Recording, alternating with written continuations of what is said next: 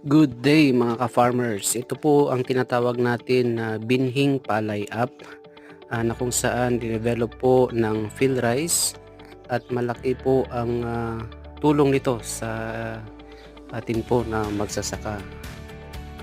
So tignan po natin ang nung nagagawa ng binhing palay app. For example, ano po yung mga madalas na tinatanim ninyo? So dito po madalas na itinatanim nila ay yung 222. So search lang po natin 222. Ayan, click lang po natin. So makikita po ninyo nakalagay ay tubigan. So ayan, so makikita na po natin dito yung kanyang average yield. So mataas po ang kanyang average yield, 6 tons. At ang maximum yield naman niya po ay 10 tons per hectare. So ito po ay 114 na maturity days niya. So ang pagbilang ng maturity days ay mula